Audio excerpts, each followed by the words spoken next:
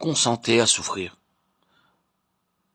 À moins que nous soyons prêts à souffrir, nous ne pouvons pas apprendre l'obéissance. Il a appris bien qu'il fût fils, l'obéissance par les choses qu'il a souffertes. Hébreux 5:8.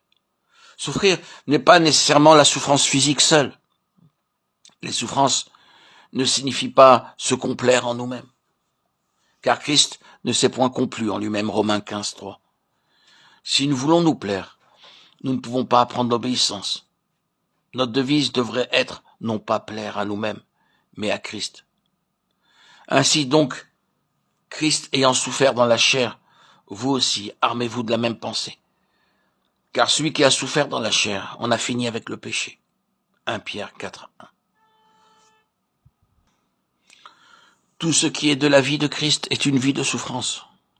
Cela doit être ainsi. Sa nature ne connut aucune variation. Cela devrait être notre nature.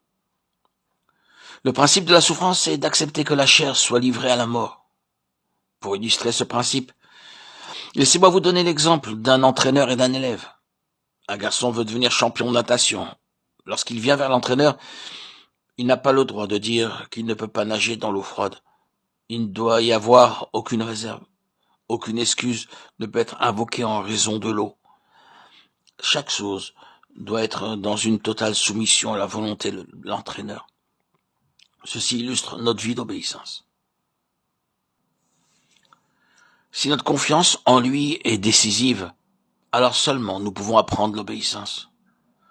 Si nous sommes volontaires pour apprendre l'obéissance et non pas à souffrir, Dieu ne peut pas nous aider.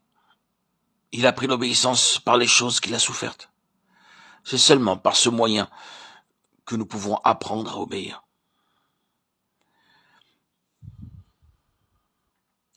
Le pas suivant est la prière. Nous avons à apprendre comment faire des supplications avec cris et pleurs. C'est lui qui, dans les jours de sa chair, ayant présenté avec de grands cris, avec larmes, des prières et des supplications à celui qui pouvait le sauver de la mort, et ayant été exaucé à cause de sa piété. Hébreux 5:7.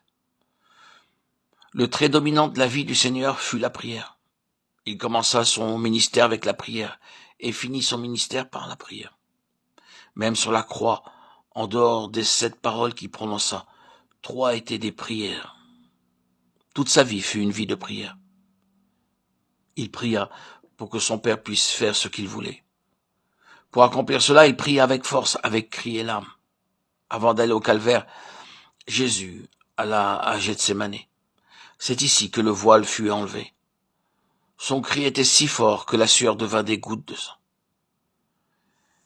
L'agonie qu'il endura dans la prière fut non pas que sa volonté se fasse, mais que celle de son Père se fasse. Ceci montre que derrière cela, il avait sa propre volonté. Je veux dire avec beaucoup de respect que s'il n'avait pas été à Gethsémane, il n'aurait pas pu être victorieux du calvaire. Je crois sincèrement cela. Il voulait s'équiper lui-même en tant qu'homme pour combattre la bataille du calvaire. Il dit à ses disciples de prier pour ne pas entrer en tentation. Mais ils s'endormirent et n'eurent pas de force. Mais notre Seigneur se prépara, ramenant tout à la volonté de son Père. Lorsque l'heure vint, il alla de l'avant et volontairement se donna lui-même. Il accomplit ce que le Père voulait qu'il fasse. Si cela fut nécessaire pour le Fils de Dieu, combien plus nécessaire cela devient pour nous.